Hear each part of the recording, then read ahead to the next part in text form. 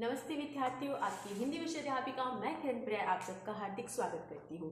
आज हम पढ़ रहे हैं आपकी पाठ्य पुस्तक हिंदी व्याकरण का अध्याय पाठ संख्या 21 काल।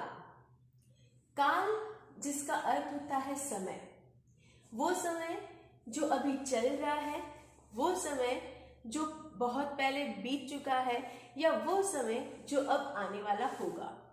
हम जो भी हर रोज काम करते हैं, चाहे वो अभी की बात कहें तो मैं आपको यहाँ पर काल का अध्याय पढ़ा रही हूँ। तो ये समय जिस समय मैं पढ़ाने का कार्य कर रही हूँ, जो कार्य जिस समय हो रहा है, वो समय काल के अंतर्गत आएगा। तो आज हम बात करेंगे काल अध्याय से संबंधित, जिसको इंग्लिश में टेंस कहते हैं। चाहे कोई भी कार्य हो, जैसे मान लीजिए कि कल हमने अपने विद्यालय में वृक्षारोपण किया था, तो वृक्षारोपण करना एक काम हुआ। इस काम को कब किया गया? कल विद्यालय के अंतर्गत किया गया था। तो जो काम जिस समय होता है, उसे हम उस समय को, उस टाइम पीरियड को हम काल कहते हैं। वृक्षारोपण का कार्य किस समय हुआ था? कल हुआ था, इसीलिए ये बीता हुआ कल में आएगा। अगर हम बात करें कि आज हम कक्षा में 5 बच्चे पढ़ रहे हैं, क्या कार्य कर रहे हैं? 5 बच्चे पढ़ने का कार्य कर रहे हैं। इसीलिए पढ़ने का कार्य कब किया जा रहा है, ये जानने के लिए देखना है, तो हम उस समय को कहेंगे वर्तमान काल में। यानी इस वाक्य के अंतर्गत यह वाक्य किस काल में आएगा? वर्तमान में आएगा। तो कुछ मिलाकर हम यह कहते हैं कि काल क्या होता है? कोई भी क्रिया यानी कोई भी काम जिस रूप से क्रिया के होने का समय पता चले, यानी वो काम किस समय पर हो रहा है। हम कक्षा में या विद्यालय में कल वृक्षारोपण लगाए थे, वो पास्ट टेंस में हुआ, यानी कल ये कार्य हो चुका था, तो वो उस क्रिया का भूतकाल बन जाएगा। अगर हम बात करते हैं कि आज हम पढ़ रहे हैं, तो ये वर्तमान काल बन जाएगा, यानी पढ़ने का काम किस समय हो रहा है? वर्तमान समय में हो रहा है।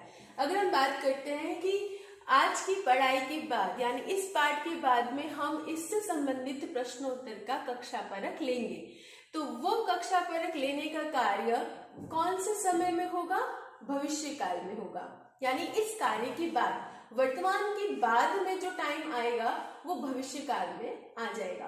तो परीक्षा कक्षा परख लेना, जो क्रिया होगी वो कौन से समय में होगी? भविष्य काल में होगी।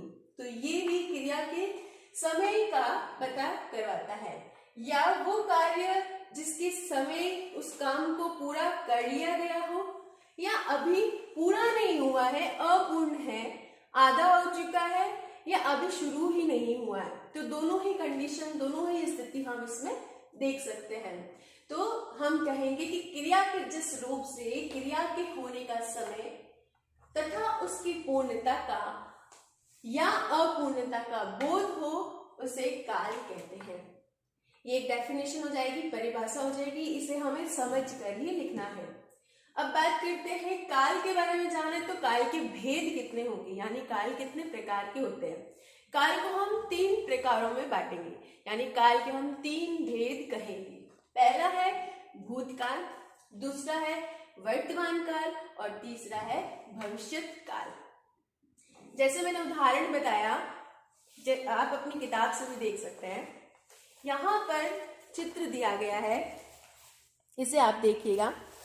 यहाँ बताया गया है कि कल भारत और ऑस्ट्रेलिया का क्रिकेट मैच था।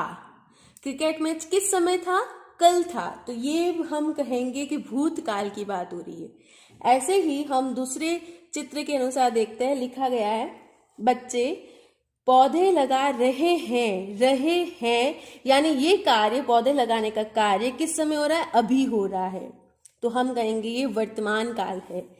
ऐसे ही कल हम मनाली जाएंगे, जाने का काम पूरा नहीं हुआ है, अपूर्ण है, तो इस स्थिति यानी इस समय को हम बताएंगे कि यह भविष्यत काल में होगा। इस प्रकार से क्या कहें हम कि काल को 3 भेदों में बांटा गया है, वर्तमान काल, भूतकाल, वर्तमान काल और भविष्यत काल।